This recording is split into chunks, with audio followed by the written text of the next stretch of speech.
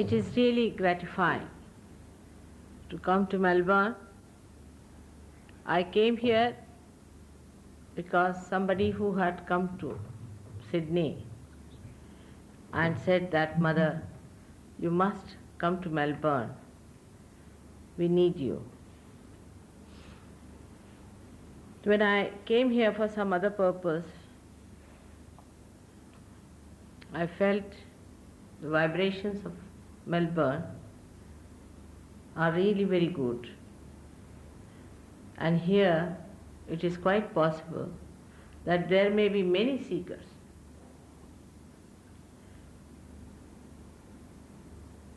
It's really gratifying, as I said, to be here among you. It's a fact that the time has come for thousands and thousands and thousands and millions of them who are born as seekers on this earth have to get their realization. They have to know their meaning. They have to know why the nature has made them a human being from amoeba. What is the purpose of their life? Unless and until you find the purpose of your life, you are not going to be happy. You are not going to be satisfied. You may try anything else. You may have one of those ego trips. You may have other trips like seeking money. You may have other things like going to drugs, alcoholism, liberation, all kinds of things. But these things have not given any satisfaction to anyone. You have to find out that absolute without which we are in confusion. That absolute is within you. That's why Sahaj Yoga is a spontaneous thing, is a living thing. Saha means with, Ja means born. It is born with you. As in a seed, all the maps of the seed that it is going to manifest are built in. In the same way within you, your spirit and your Kundalini are all already existing there, and they are just waiting for a chance to give you your self-realization. Before telling you about the benefits of self-realization, I have to tell you that you must keep your minds open as you would for any science lecture or any other lecture. There's no jugglery, or there is no shopping, guru shopping in Sahaj Yoga. It is a happening, it's an actualization. It is within you. It's a living force. Like a flower becomes a fruit, or an egg becomes a chick, you get your realization and you become a different personality, a new dimension of awareness grows into you. And this new dimension awareness is an actualization. It is not just a mere words or any kind of a brainwashing. It is an actualization within you which happens by which you start feeling the collective consciousness. You are a part and parcel of the whole. So many have said it. We also believe in it, that we are the part and parcel of the whole. But so far, in our awareness, in our central nervous system, we have not felt that. So this is actually should happen to you. In this, we have to accept whatever is nourishing for our growth after realization. Gradually you start accepting it, and I'll tell you why it happens. But the thing is, in Sydney I found that people are extremely honest about their seeking, and they really appreciated my honesty. This is a process which was built in since long within us. Here that you see different chakras are placed. Can you come? Can you see? All right. These centers are placed within the human beings, and they exist as subtle centers in the spinal cord and in the brain. These are called in Sanskrit language as chakras. These centers exist within us as milestones of our evolution. For example, the lowest chakra, called as the Muladhara chakra, is the center. At that point, we were carbon atoms, we were matter. At that point, we were innocent. Matter is innocent. So the first thing that was created within us was innocence. This whole universe was created after innocence was created. This chakra is placed below the Kundalini, if you see it clearly. Kundalini is the pure power of desire. Pure power of desire. Whatever is pure, we call it holy. Is the holy power of desire which remains dormant,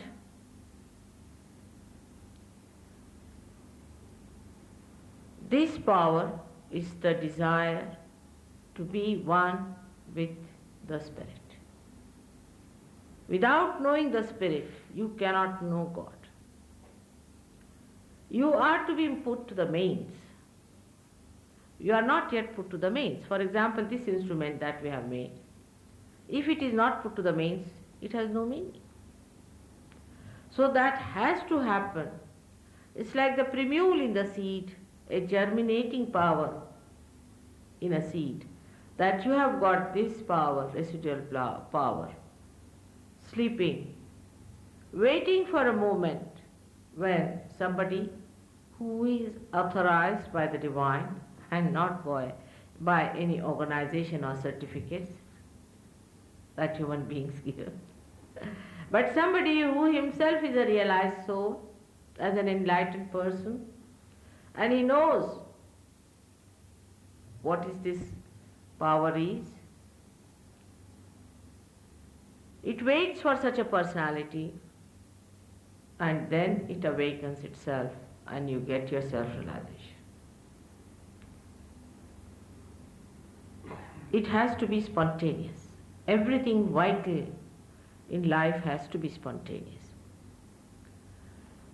The breathing that we have is so spontaneously going on that we take it for granted till it stops or till we feel that we cannot breathe. If you have to go and read books or put in some efforts to breathe, then how many of us could even exist for more than, say, 5 minutes? It is so vital.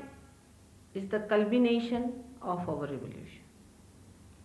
And as the whole creation was created by the divine, as you are also created by the divine, this great happening is to be done by the divine.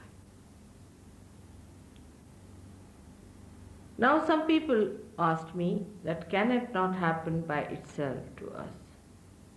We do not know that at every stage of our evolution, some aspect of God had to incarnate, or some guidance had to come from the divine to give us a higher awareness.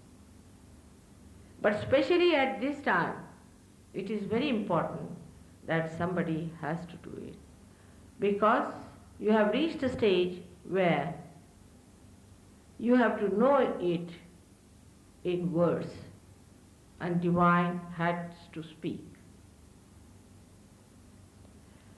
It's a very common question that I think people are ego-oriented.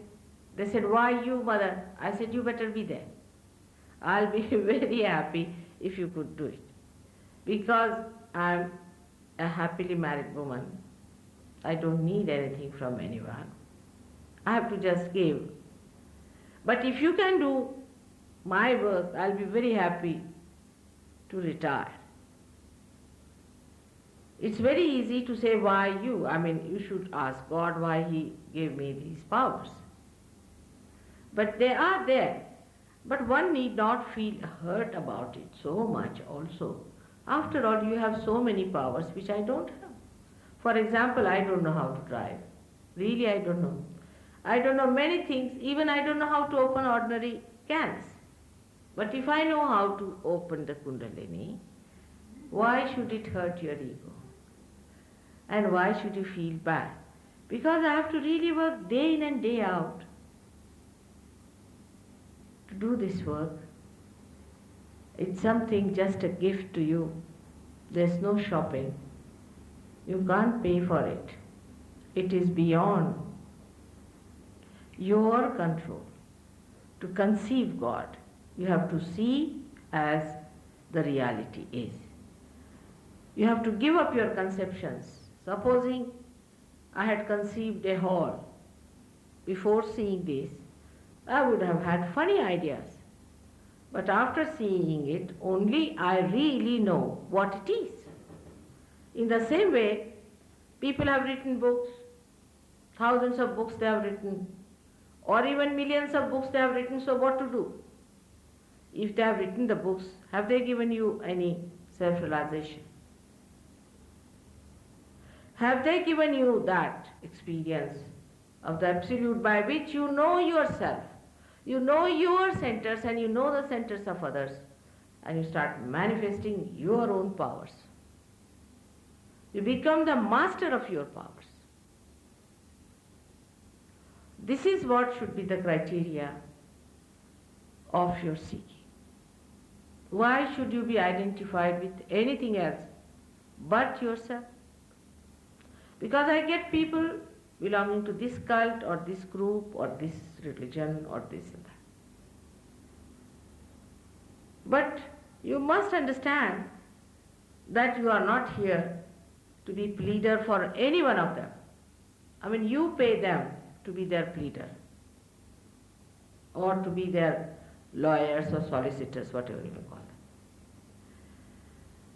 But you should really try to honestly seek the truth and ask for the truth, and then only you will get the truth.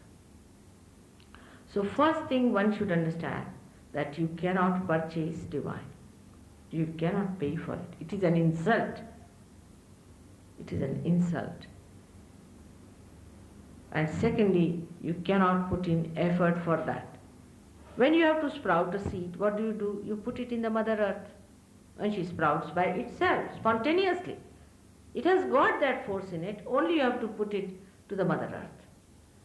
And the Mother Earth, by her warmth, germinates the seed. Do you get angry with the Mother Earth for that why must you do that? If she has to do it, she has to do it.